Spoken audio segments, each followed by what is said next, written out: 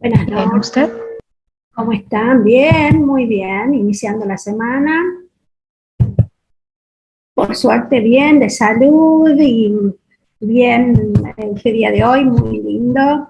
Operé esta mañana, traje al mundo a una bebita de 4 kilos 100. Estábamos esperando parto normal, llegamos a las 40 semanas y por supuesto el cuello estaba cerrado, ya vamos a ver lo que es un bicho desfavorable.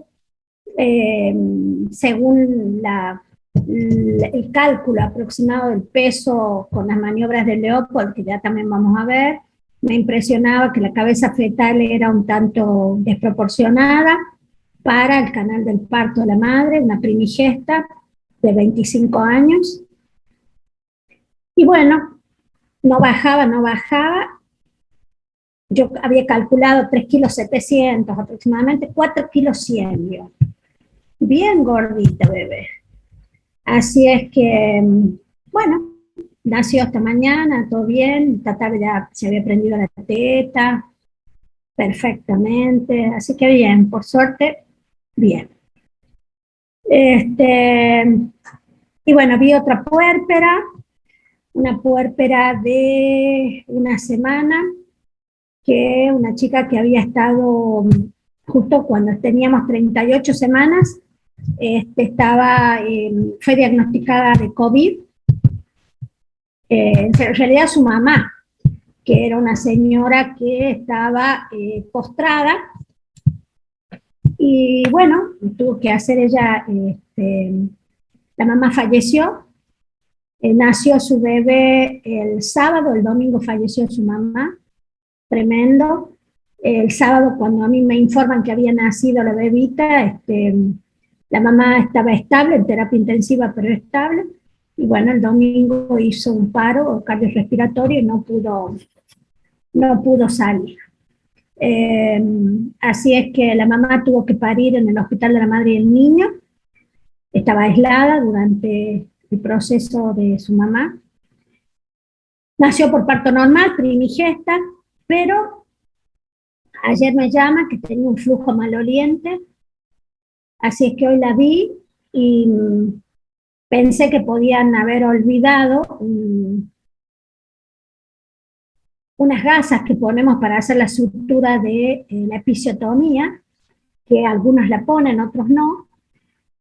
No, la gasa no estaba, pero tiene un flujo amarronado maloliente que me está diciendo que puede haber restos placentarios o una endometritis. Así que ahora le indiqué tratamiento con óvulos, le indiqué metronidazol, provisoriamente por ahora, hasta que tenga el resultado de los análisis. Le pedí un citológico completo, un neurocultivo, y le pedí una ecografía ginecológica para ver el endometrio. Quería corroborar si era el olor y si no se había quedado alguna gasa. No, no había gasas, hice un tacto vaginal, pero sí el mal olor, es verdad, tiene mal olor esa pérdida. Es una pérdida achocolatada, así que es muy probable que sea producto de una endometritis. Así es que, bueno, vamos a esperar los resultados de los estudios. Así que tiene un puerperio complicado esta chiquita. Por supuesto, con todo lo que pasó también, ¿no? Así que bueno, vamos a ver si le di metronidazol 2 gramos, le di óvulos, y bueno, le pedí todo un laboratorio para ver los blancos y le pedí una ecografía, ¿eh? Las mamas estaban bien, fiebre no tiene, la TA estaba bien, pero bueno, hay que esperar los resultados de los estudios. Y bueno, por supuesto se hizo el parto en el Hospital de la Madre y Niño, vuelvo a aclarar, por el hecho de que estábamos esperando parto, pero justo viene y se complica esto de la mama con COVID, y bueno, la clínica no recibe pacientes, digamos, el referente es el Hospital de la Madre y Niño. Así que bueno, vamos a ver cuáles son los resultados. Y después, bueno, embarazadas nuevas, a montones. Esta es la etapa en que tenemos, se renuevan las pacientes embarazadas. Así es que, bueno, muchas embarazadas, muchas. Ya tengo hasta abril del 2022 fechas probables de parto. Hasta abril ya tengo. Así que hasta el 1 de abril del 2020 tengo fechas probables de parto. Así que fíjense ustedes, mucho ya, muchas embarazadas, tengo para enero, para febrero, para marzo y ahora una de abril. Así que, bueno, se van renovando, ¿ah? Van naciendo los bebés y se van renovando. Y tengo varias que ya les llevé los embarazos anteriores y ahora están con su segundo o tercer embarazo. Así que, bueno, vamos a ver cómo está todo. Espero que bien.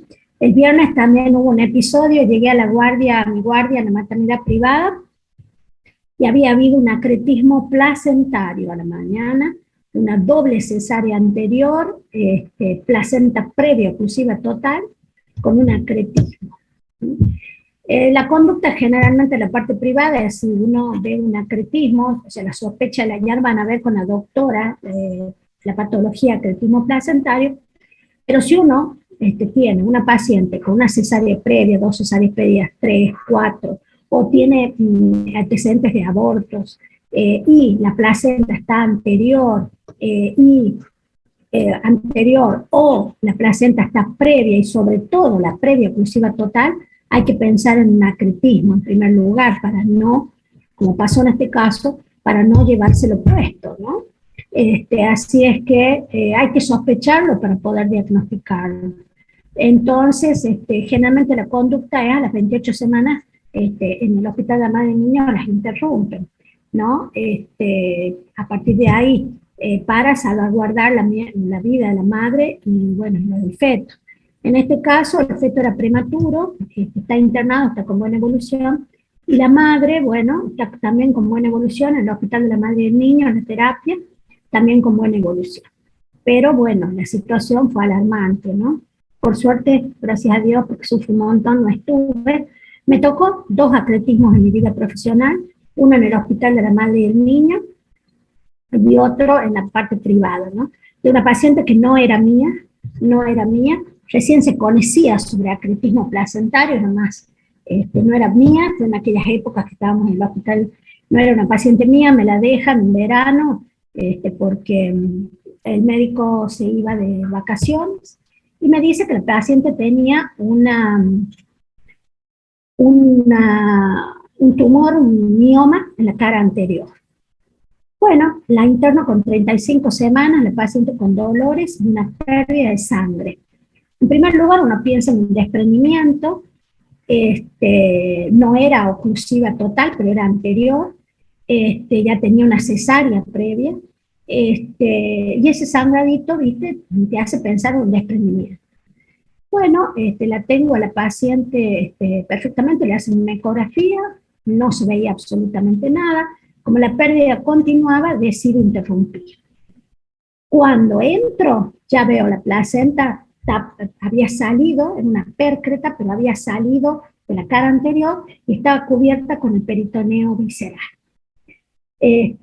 Así que bueno, la placenta era bien anterior, casi previa, estaba más que nada marginal. La ecografía, por supuesto, el ecografista que le había hecho en ese momento la ecografía, no la informó así, y bueno, se hizo la histerectomía subtotal en ese momento, tenía una cesárea anterior. Esta fue mi primera experiencia con una placenta previa, con un acretismo placental. Después de unos meses del mismo año me tocó una en el hospital de la madre y el niño, una paciente que tenía partos previos, pero había tenido un legrado, empieza con un sangrado profuso, lo pasamos a operar, y era un acretismo también. Esa placenta estaba prácticamente oclusiva también, pero gracias a Dios las dos sobrevivieron, gracias a Dios. Pero bueno, eso fue en el hospital Vera Bayo, ¿no? Cuando el hospital pasa a la madre y el niño, y todavía no tenían terapia intensiva, ahí se produce un fallecimiento, una muerte materna por acretismo placentario. Es un cuadro con una alta mortalidad, pero bueno, hoy el referente es el Hospital de la Madre y el Niño para esos casos. Así es que, pero bueno, la paciente está bien, por suerte, gracias a Dios, está muy bien. Así que fíjense que son cuadros que se dan frecuentemente, ¿no? Uno cree que, ¿por qué se los cuento? Porque es interesante y además porque nos da la idea de que no siempre un embarazo, parto y puerperio tienen un resultado feliz. Y que yo siempre lo digo, lo sostengo y lo sostendré siempre, llevamos 2 vidas adelante, le importan las 2 vidas siempre, y no hay que minimizar a la paciente obstétrica. Cuando se complica feo. ¿Ah? Así es que tengan en cuenta eso para cuando tengan otras especialidades, no minimicen el accionar del obstetra, porque realmente cuando la paciente se complica mal, es muy severa la complicación. ¿Ah? Bueno, perfecto, después de el relato de estas prácticas que también hacen, ¿no es cierto?, a la obstetricia y a lo que nos está, el tema que estamos dando. Vienen bien, a mí siempre me gusta anemizar con historias de situaciones, ¿no?, que tiene uno en su vida como obstetra, como ginecólogo también, pero en este caso estamos hablando de obstetricia. Y bueno, siempre hay casos importantes, casos interesantes, ¿no?, que le hagan enseñanza, uno le ofrece la enseñanza de lo que no debe hacer, y bueno, siempre hay que, a mí me gusta siempre atesorar eso y poder saber cómo debo no actuar, ¿no?, que no está bien. Así que es importante las experiencias de los demás para uno poder, cuando se presente, porque siempre se presentan, en distintos momentos, pero se presentan, saber acordarse y saber actuar, ¿no? Además de estudiar mucho para poder, cuando una situación así se presente, poderla detectar. Bueno, y vamos a continuar con nuestro tema, con la obstetricia, que es hermosa. Y vamos a hablar de las modificaciones locales que asientan sobre el cuello uterino. Y aquí habíamos dicho que el cuello uterino es fundamental, su evolución, su estado, de acuerdo al momento del embarazo en que se encuentra esta paciente, tiene un excelentísimo y gran valor diagnóstico para la gestación. ¿Por qué? Porque me da la pauta del estado evolutivo de ese embarazo, y de acuerdo a su evaluación, yo voy a poder saber cuál es la terapéutica que voy a iniciar y cuáles son los cuidados, ¿no?, que debo imprimirle a este estado evolutivo de este embarazo. Bueno, morfológicamente, ¿cómo vamos a ver el cuello? Normalmente en la mujer no gestante, en la no gestante el cuello es rosa pálido, brillante. En la mujer embarazada vamos a ver que prácticamente inmediatamente adopta un tono violáceo, cianótico. Es muy leve, muy leve. Si han visto la cianosis, se van a dar cuenta que es un lila, un violeta muy suavecito.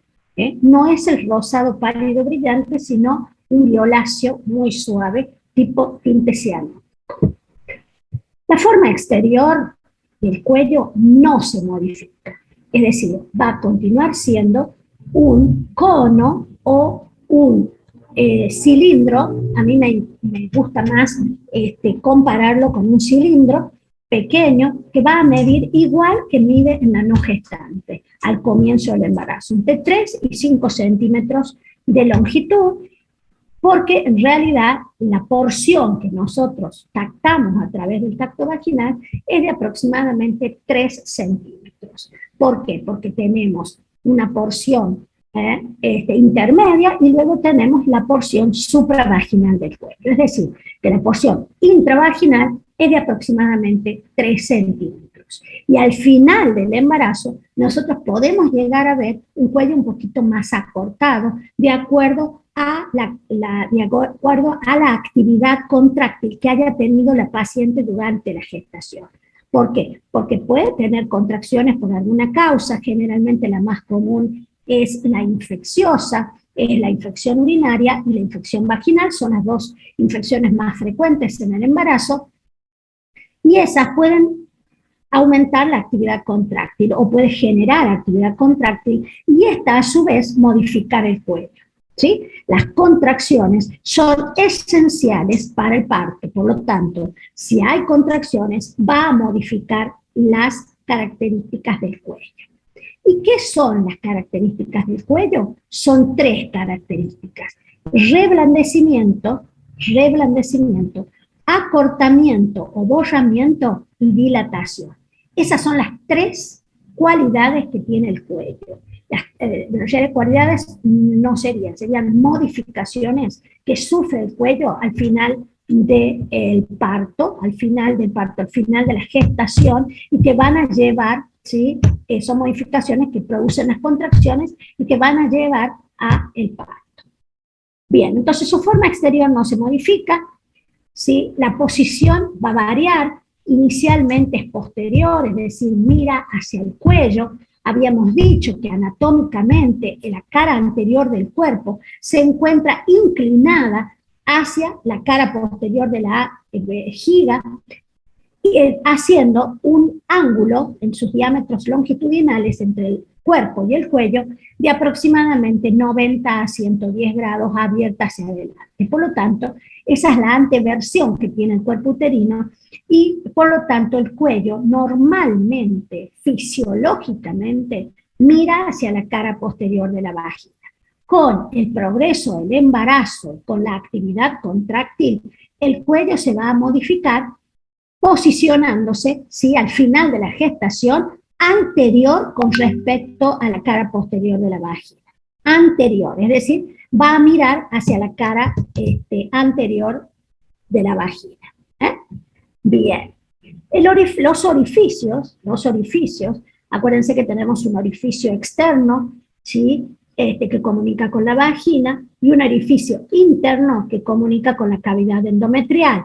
El orificio cervical interno siempre va a estar cerrado en la paciente sin actividad contráctil, en un embarazo perfectamente normal, y el orificio cervical externo también. Eso en una nulípara, es decir, aquella paciente que no ha tenido partos vaginales previamente. Es la mujer que ha tenido partos vaginales, ¿sí?, de acuerdo al número de partos vaginales que haya tenido, vamos a ver que existe una permeabilidad del orificio cervical externo, que a medida que aumenta el número de partos, también va a aumentar la permeabilidad del orificio cervical externo. Y es perfectamente fisiológico. Entonces, la nulípara, ese orificio se va a presentar redondeado y cerrado. Y en la multípara se va a presentar, ya lo vamos a ver acá, se va a presentar en la nulípara así, bien circular y totalmente cerrado. En la nulípara se va a presentar con dos labios, un labio superior, un labio inferior, una hendidura transversal en donde se va a encontrar el orificio cervical externo. Y si yo hago tacto y penetro mi dedo allí, vamos a ver que hay cierta permeabilidad que va a depender de la cantidad de partos que la paciente haya tenido por vía vaginal. ¿Se entiende eso? Sí, doctora. Sí, profe. Excelente. Bien. Y en el cuello, también, las pacientes embarazadas, podemos captar esta situación que se ve aquí. ¿Se ve el cursor como lo... ¿Se ve el cursor? Sí, profe, se ve bien. Vamos a ver esta situación que es fisiológica, que llamamos ectropion, que no es nada más que la eversión de la mucosa endocervical hacia el ectocervix. El ectocervix es todo esto, ¿sí? Es todo esto. Y esto es el endocervix, es el ectropion del endocervix, en que se ve así, como si fueran pequeñas uvas dispuestas rojizas, brillantes, brillantes, dispuestas sobre todo, el labio posterior, pero podemos verlo así periorificial. Este es bastante grande, extenso, pero podemos verlo más pequeño también periorificial y ser perfectamente normal en el embarazo. Funcionalmente, el cuello tiene propiedades o características que son que es sensible, que es irritable, puede doler si yo hago tacto, retráctil, es decir, cuando el parto por vía vaginal finaliza, el cuello vuelve a su estado natural, ¿sí? Se restituye, y también la otra característica es el borramiento, es decir, se acorta y se afina, y que ya lo vamos a ver. Bien, y acá vemos estos 4 cuellos, son cuellos de primigestas, y estos 4 de multigesta. Y vemos, comparando el cuello antes del parto de la primigesta y la nuligesta, en primer lugar, en la primigesta, es decir, la paciente que va a tener su bebé por primera vez, vemos un cuello de longitud variable, ¿sí? Y vemos el orificio cervical cerrado y el orificio cervical interno cerrado. Cuando vemos el de la multípara, vemos que el cuello es más corto, es mucho más corto, y vemos cierta permeabilidad de la cavidad endocervical, ¿sí? Lo mismo que del orificio cervical externo. ¿Y cómo progresan estos cuellos en cuanto a las modificaciones que sufren motivados por la contracción uterina? Y vemos que, por ejemplo, la primigesta va a borrar precozmente, ¿sí? Y luego va a dilatar. ¿Qué quiere decir eso? Primero se acorta su longitud, ¿sí? Hasta hacerse milimétrica y recién va a dilatar, ¿sí? Esto ya es dilatación completa. En cambio, la multípara, la multigesta, aquella mamá que ya ha tenido varios partos por vía vaginal, primero borra y dilata prácticamente simultáneamente. Borra y dilata simultáneamente. ¿Se entendió? Sí. Excelente. Sí, dígame. Escucho. ¿Quieren preguntarme algo? ¿No?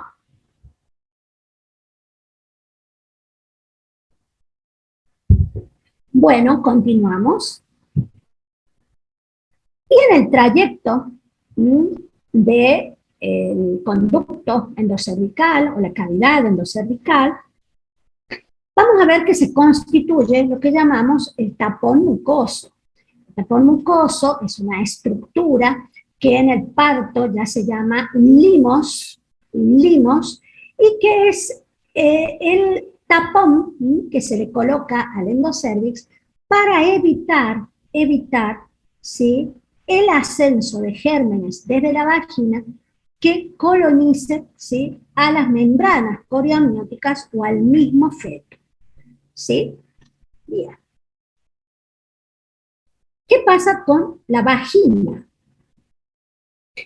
La vagina de la mamá que va a parir por primera vez va a sufrir cambios en cuanto a lo que es la ampliación de su cavidad. Ya vimos en ginecología, o van a ver anatómicamente, que la vagina es una cavidad virtual en donde sus caras anterior y posterior contactan, y que solo se hace real cuando hay procedimientos, cuando hay parto vaginal, cuando hay coito, pero generalmente es virtual, es un tubo de cavidad virtual. Entonces se va a ampliar la cavidad, se van a reblandecer sus paredes, permitiendo, por supuesto, su estiramiento. Va a haber hipertrofia de sus capas musculares, con aumento de papilas y fórmulas. La secreción vaginal se va a hacer con un pH bien ácido para poder mantener a la estabilidad del medio ambiente vaginal, y que por supuesto los gérmenes no infecten, pero siempre tenemos que tener mucho cuidado, porque cualquier situación puede alcalinizar el medio ambiente vaginal y, por supuesto, las bacterias o gérmenes presentes pueden infectar. ¿Qué pasa con la vulva? En la vulva va a haber hipertrofia de labios mayores y menores, por supuesto, preparándonos para el parto vaginal. ¿Qué va a pasar con el periné? El periné es aquella zona comprendida entre el introito vaginal y la región anal, el ano mismo. Allí tenemos una estructura anatómica llamada yafe medio, en donde se insertan los músculos de la pelvis.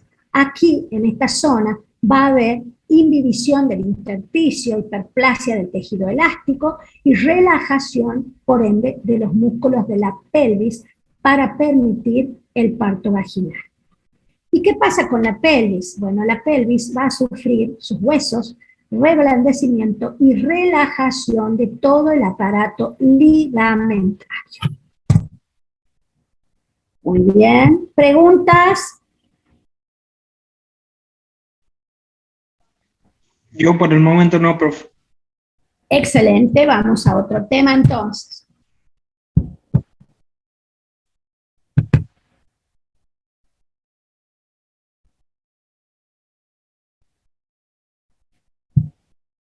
Bueno, vamos a comenzar con otro tema.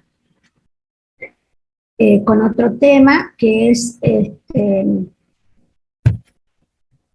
es diagnóstico de embarazo. Y aquí esta fotografía que puse, no la puse al azar, por supuesto, siempre pongo cosas que creo que van a ser útiles, porque me gusta analizar los Power con fotografías o con cosas que me parecen más divertidas. Y esta la puse adrede, donde, fíjense que yo vengo desde el inicio de la cursada, vengo diciéndoles que hay una delgada línea entre lo fisiológico y lo patológico, y acá se demuestra, ¿no? La paciente, ven, con la cara inclinada hacia el lado más oscuro, como diciendo que está enferma, ¿no? La parte blanca habla de todo lo bueno, lo sano, que la paciente representa, el feto incluso, y sin embargo, fíjense esa delgadita línea, entre lo fisiológico y lo patológico. Es decir, yo debo saber interpretar, conocer muy bien lo fisiológico para poder interpretar cuando se me está desviando este control de embarazo, control prenatal, hacia lo patológico. Por eso debo tener muy en cuenta toda la evaluación, todos los meses de controles, para yo poder detectar cuando esto se está desviando hacia lo patológico. Bien, y vemos diagnóstico de embarazo. Pareciera que es tan fácil el diagnóstico de embarazo, pero vamos a ver cómo podemos diagnosticar en el embarazo el mismo. Vamos a decir que para el diagnóstico del embarazo, nosotros tenemos que dividir al embarazo, a la gestación, en dos periodos totalmente diferentes, que es la primera mitad del embarazo, que es desde 0 de la gestación hasta las 20 semanas, y la segunda mitad del embarazo desde las 20 semanas en adelante. El diagnóstico aquí es totalmente distinto si tenemos que hacerlo antes de las 20 semanas o después de las 20 semanas. Y también las patologías que se presentan y las soluciones, las resoluciones, los tratamientos de la terapéutica son también diferentes. ¿Sí? Entonces, dividimos al embarazo en dos mitades. La primera mitad del embarazo, en ella el diagnóstico asienta sobre los signos maternos. En cambio, la segunda mitad del embarazo, el diagnóstico asienta sobre los signos de procedencia fetal. Entonces, tenemos así que en el diagnóstico de la primera mitad del embarazo, ¿sí?, aquí van a surgir, ¿sí?, signos y síntomas de origen materno exclusivamente, solo maternos. Y los vamos a clasificar en síntomas generales, síntomas y signos generales, también llamados signos de presunción, y también vamos a dividirlos en locales o también llamados signos de probabilidad. Y vamos a ver los signos generales o de presunción. Estos van a ser inconstantes, van a ser variables y pueden faltar o estar atenuados, pero siempre van a provenir de la madre, son de origen materno. Y estos pueden ser, yo pondría en primer lugar a las náuseas y los vómitos. Todos, y esto es folclórico ya, asociamos náuseas y vómitos con el embarazo. Siempre. Vemos a algún familiar, alguna amiga que tiene náuseas y vómitos y bueno, jugamos un poco en broma diciendo que puede estar embarazada y no le erramos, estamos aceptados, así es, porque hay mujeres en donde este signo y síntoma es realmente importante y la misma paciente piensa que puede estar embarazada cuando se presenta. La cialorrea es otro de los signos que algunas mujeres presentan, pero no es tan frecuente que lo comuniquen, que es esa secreción oral espesa, amarga, que las pacientes lo refieren como hiel, de tan amarga que es. La hiel proviene de los animales, es muy amarga, yo nunca probé eso, pero la paciente te lo refiere así, como muy amarga, intolerable, y que en cierto modo es la causa de las náuseas y los vómitos en ciertos momentos.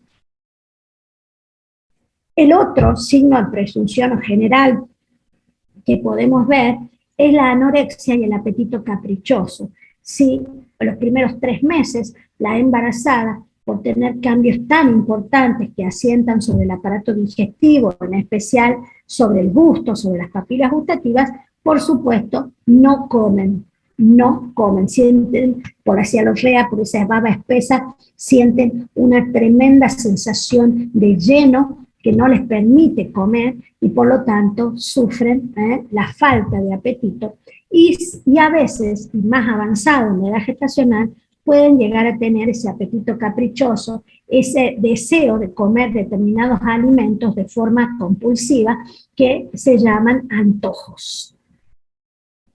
También algunas mujeres, pocas he visto, tienen aversión a ciertos olores. El perfume del esposo, alguna comida, como por ejemplo el huevo frito, la paciente le provoca náuseas y vómitos.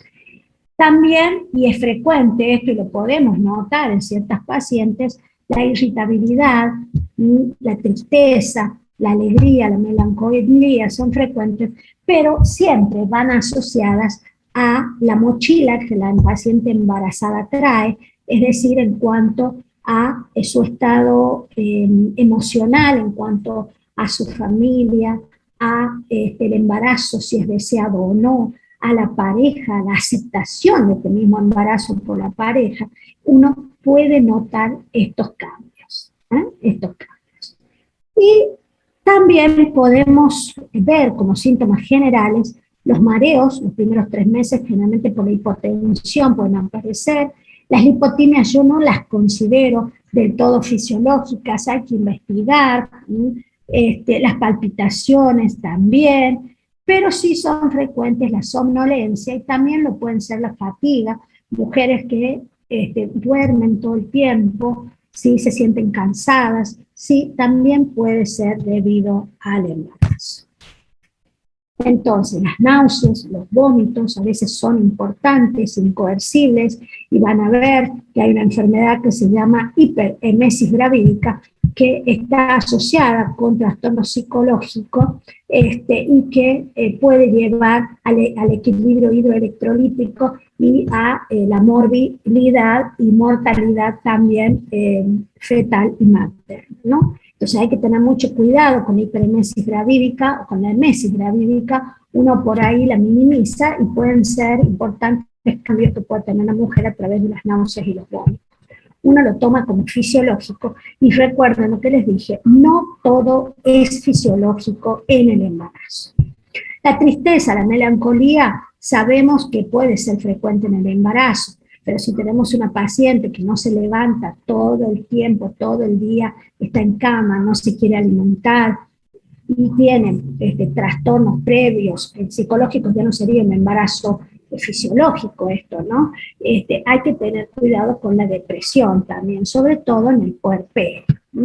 Y bueno, la presencia de varices, ya sabemos que cuando aumenta la cabeza fetal tiene cierto tamaño, el feto cierto tamaño, y puede comprimir las venas pelvianas, podemos encontrarnos con varices, no tan solo en los miembros inferiores, sino también en la vulva, que la paciente, ¿cómo las refiere, las varices vulvares? Como puntadas, te dice, tipo puñaladas sobre la vulva. Hay que pensar que pueden ser varices, ¿no? Y las varices pueden estar también en el ano, acuérdense, las hemorroides, las venas hemorroidales, puede estar presente en la vulva, unilateral, bilateralmente, en las paredes de la vagina incluso, y en los miembros inferiores. Y bueno, y así también, ojo, que pueden estar internamente. Hoy casualmente la chica esta que operé porque no había una desproporción de la cabeza fetal, tenía varices en el interior. Ojo con las varices internas, ¿no? Y así por contarles, hace muchísimos años, también yo era residente, ¿no?, de la especialidad, por eso les hablo muchísimo, pero nunca me olvido. Un martes le habíamos dado de alta a una chica de 16 años, por supuesto yo no, le dieron el alta en la guardia, a una chica de 16 años, puérpera, que había tenido su parto por primera vez, y bueno, la chica estaba en buenas condiciones, se le dio la alta. A las 24 horas ingresa con un cuadro de tromboembolismo. Tromboembolismo. Por supuesto, fallece. Cuando se le hace la autopsia, se descubre que había una trombosis de la vena ovárica. Y había sido un parto vaginal. Profe, Sí. ¿Con qué frecuencia se dan las varices y afecta a mujeres de distintas edades por igual? Generalmente afecta a las que tienen más partos vaginales, a las multigestas, pero podemos encontrarlas en cualquier tipo de mujer, unigesta, multigesta, cuando tienen fetos de tamaño importante, fetos grandes.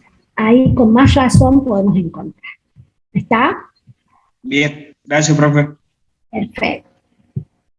Bien, continuamos. Bien. La tiroides, siempre hay que revisarla, podemos encontrar hipertrofia de tiroides, pero no es un motivo de consulta. Generalmente hoy han cambiado los valores de TSH y es muy importante el anticuerpo antitiroideo, porque evaluamos eso para tratar. Hoy no se trata la tiroides, el hipotiroidismo, porque sí hay otros algoritmos terapéuticos que hoy han, digamos, minimizado un poco el tratamiento. Las varices ya vimos que es frecuente, y la poliaquiuria dijimos que lo que más tiene la paciente es micturia, y ya explicamos el por qué. La poliaquiuria es más asociada a infecciones de la vía urinaria que fisiológico. Entonces, fíjense ustedes, no puedo considerar fisiológica la poliaquiuria. La sensación de tensión y mayor sensibilidad mamaria, sí, al inicio del embarazo sobre todo, después mejora. Y la pigmentación de la piel también, ya la explicamos, que es frecuente, que aparezca, ¿sí?, en la cara, llamándose cloasma gravídico, en los pezones, en la areola, en la línea media abdominal, en los lunares, en las cicatrices, en cualquier, puede ser en los codos, en las axilas, puede haber aumento de coloración, y por supuesto a los 3 meses del puerperio esto regresa a la normalidad. Bien, estos serían signos generales. Y vamos a ver los signos locales o también llamados de probabilidad de embarazo. Los anteriores se les llama de presunción. Y en primer lugar, y creo que es la más importante, es la amenorrea. Cualquier paciente a la cual le falta la menstruación, lo primero que piensa es que puede estar embarazada. Y es el signo, síntoma de probabilidad más frecuente en la primera mitad del embarazo. Puede haber mujeres, ojo, que no sepan que están embarazadas. Yo con los años aprendí a aceptar eso. ¿Por qué? Porque la psiquis, ¿sí?, niega el embarazo y de esa manera la mujer puede no saber. Me pasó, no personalmente, pero me pasó con una paciente. Entonces, con varias pacientes, y comencé a aceptar lo que la paciente puede no saber que está embarazada, por más que uno diga cómo uno puede sentir que se mueve el feto adentro. Sí es así, no lo sabe, porque no hay, la mente es poderosa, y existe lo que llamamos negación. Yo me llevo siempre de los versitos y digo siempre que no hay más ciego que aquel que no quiere ver. Por alguna situación uno niega estar embarazada y te apuesto que no sentís. Me pasó con una paciente, les cuento, una paciente, mamá de un chiquito compañero de mi hijo de fútbol y de escuela, ya me conocía, un día viene a la consulta. Bueno, le digo, hola, ¿cómo estás? ¿Qué te andas pasando? Mira, me dice Mónica, vengo porque mi mamá me dice que yo estoy embarazada. Y yo no estoy embarazada, soy gordita, esta panza la tengo siempre, dice. Pero bueno, me insistió tanto que vine para ver por las dudas, dice. Bueno, espectacular. A ver, le digo, párate. Cuando se para, veo ese vientre muy voluminoso. Según ella, siempre había tenido ese vientre. Gordita, por supuesto, de caderas anchas, muy linda, bellísima. Bueno, le digo, vení, pasa, acostate en la camilla. Cuando ella se coloca en decúbito dorsal, sale más vientre. Hago las maniobras de Leopold, que ya las vamos a ver, que son fundamentales, como semiología obstétrica, fundamentales, debemos conocerlas perfectamente. Hago maniobras semiológicas y ubico con la primera maniobra de Leopold, ubico el fondo uterino por encima del ombligo, más o menos, ¿sí?, a 3 centímetros del ombligo. Bien, ella, por supuesto, no me decía nada. Bien, le digo, permíteme, voy a poner, yo ya con eso me di cuenta. Agarro ¿cómo se llama? No va a salir ahora, bueno,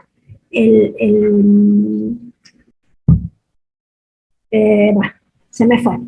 Agarro el monitor de latidos cardiofetales, ¿no? No va a salir, y lo coloco. El transductor sería, es algo más chiquitito. En ese momento tenía uno que era cuadradito, un monitor de latidos muy viejito, que todavía lo tengo, pero tenía el electrodo, ahí está, el electrodito era cuadradito así. Entonces lo coloco en el fondo uterino. Y automáticamente suenan los latidos cardiofetales. La asusto con eso, ¿no? Y ella hace sorprendida. ¿Qué es eso?, me dice. Le digo, hija, ¿son los latidos de tu bebé? Sí, estaba embarazada, mamá tenía razón. Se empezó a reír, por suerte, porque tenía un carácter hermoso. No me digas, me dice, ¿de cuánto estoy embarazada? Mira, le digo, le calculo 5 meses, un poco más. Ay, no me digas, pero ¿cómo? Dice yo, mira, le digo, lo que puede pasar es que sea un feto femenino. El feto femenino se mueve poco. No es que se mueva poco, sino que es pausado, es un movimiento lento, ¿no? En cambio el varón patea. Yo digo, puede pasar que sea un feto femenino que no lo haya sentido. Ella no le llamaba la atención no menstruar porque siempre había sido gordita, entonces siempre tenía eso que menstruaba, no le preocupaba. Bueno, le indico la ecografía y eran 22 semanas y era un feto femenino. Nace la bebita en diciembre. Aproximadamente fines de marzo, primeros días de abril, aparece en la puerta. Yo siempre coloco mi escritorio frente a la puerta, así hay que colocarlo. ¿Por qué? Porque uno puede ver a la paciente y hacer la inspección general desde que la paciente ingresa. ¿Sí? Entonces yo, desde que la paciente abre la puerta, yo ya la miro su andar, miro su aspecto general hasta que llega a mi silla. Entonces, yo abro la puerta y se ríe. Digo, ¿qué pasó? ¿Qué te pasa que venís tan graciosa? Me parece esta vez, dice que estoy embarazada.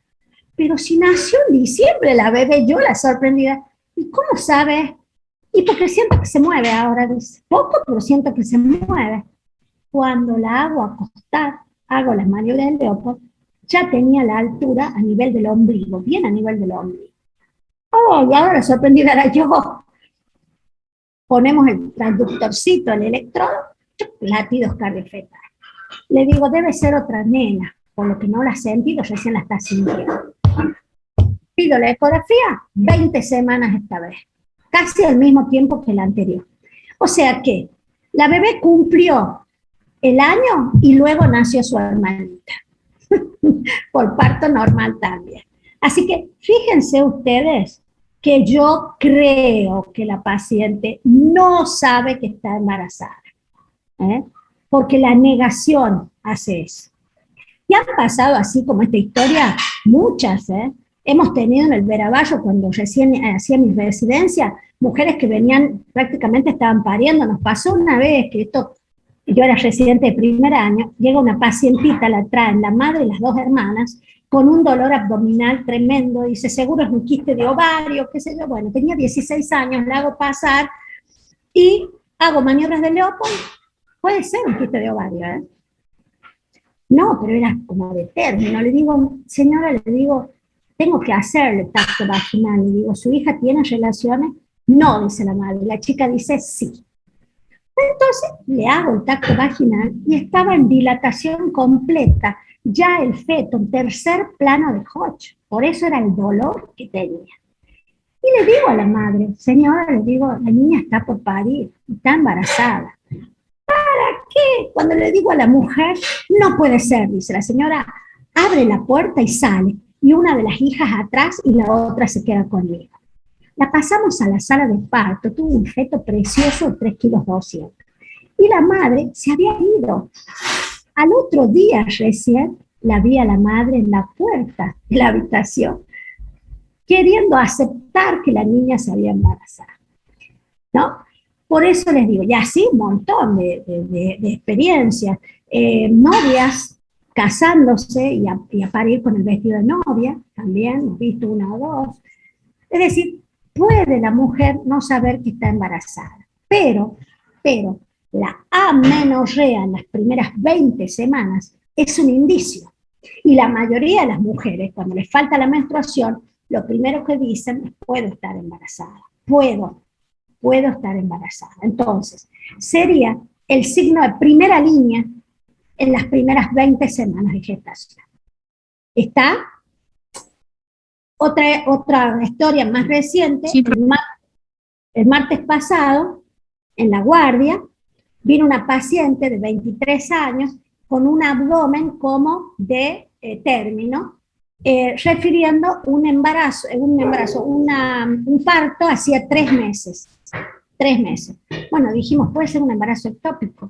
Mientras le hice tacto, porque parecía que venía pariendo como gritaba, no, el cuello cerrado. Le hacemos un test de embarazo negativo, le hago la ecografía, era un quiste de ovario tremendo que ocupaba toda la cavidad abdominal. El niño que tenía, porque tenía un chiquito por parto normal, hacía 3 meses, el sobrino le había pegado en el abdomen y parece que se había roto el quiste y el quiste largaba líquido y eso le provocaba tanto dolor, ¿no? La operamos, sacamos un quiste importante y mejoró sustancialmente.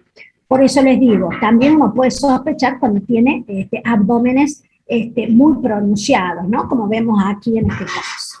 Pero siempre recuerden que la embarazada, ¿sí?, puede no saber que está embarazada y ser perfectamente normal. Yo con el tiempo lo entendí, ¿no? Con el tiempo y con las historias. Bien, entonces la amenorrea sería en este caso el signo de probabilidad de primera línea. Luego tenemos signos vulvovaginales, es decir, que muestra, ¿no?, la vagina y la vulva y que pueden estarnos indicando un embarazo, como es, por ejemplo, que la mucosa del vestíbulo, el meato urinario, ¿sí?, la vulva, la vagina, incluso el cuello, pueden tornarse en ese tono violáceo, muy pálido, tipo, se me fue, ese colorcito violáceo, ¿no? Que pueden uno hacerlo sospechar.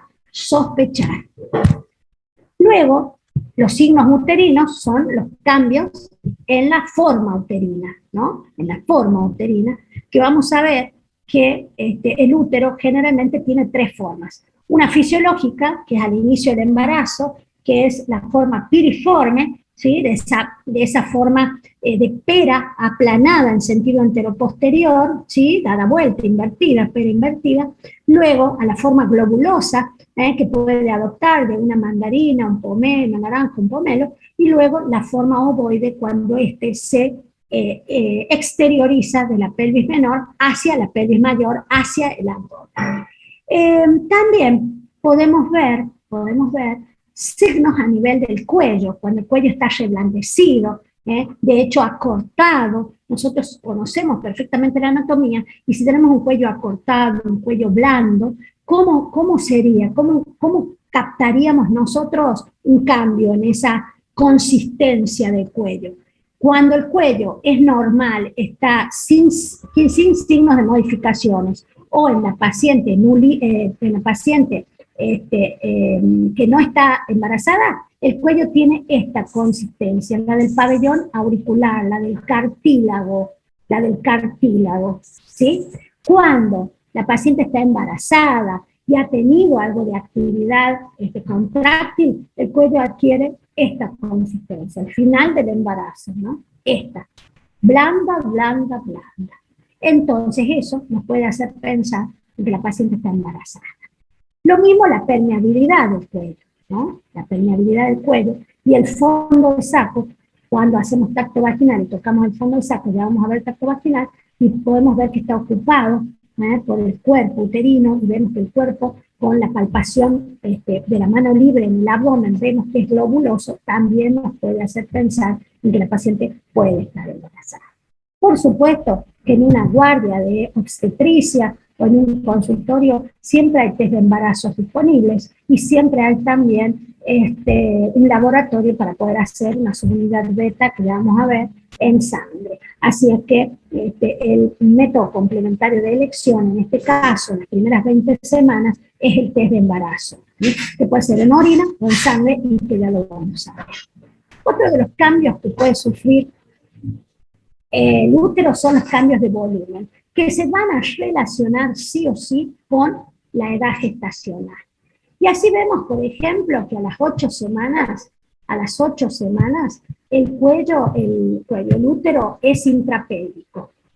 Es decir, a las 8 semanas de embarazo, el útero todavía está en la pelvis menor.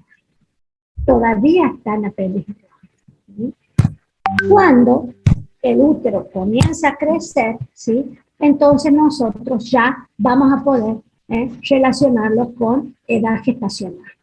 A las 8 semanas dijimos es intrapélvico, a las 12, 13 semanas ya se asoma al abdomen a través de la palpación por encima del pubis, bien por encima del pubis, podemos palpar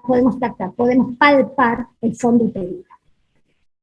Cuando palpamos el fondo uterino entre el ombligo y el pubis, el borde superior del pubis, decimos que son aproximadamente 4 meses. Cuando lo palpamos a nivel del ombligo, decimos que aproximadamente son 5 meses. Cuando lo palpamos entre el ombligo y el apéndice cifoides a mitad de camino, decimos que son aproximadamente los 6 meses, 7 meses, y cuando lo palpamos sobre prácticamente el apéndice cifoides, decimos que es el término. Y ya hablamos de los cambios de forma. Y de los cambios de consistencia también hablamos. Me puso loco el... Bueno, acá vamos a quedar. Bueno, muy bien, ¿se entendió o no? Sí. Bueno, excelente, vamos a dejar acá, el miércoles nos volvemos a ver. Bueno, ¿Les parece? Bueno, doctora, ¿a la misma hora? No, más temprano, 7:30. Ya les mando después el link. Ah, bueno, doctora, muchas gracias. Que pase buena noche. Profe. Igualmente ustedes. Hasta luego, doctora. Hasta luego, doctora. Buenas noches. Hasta luego. Buenas noches.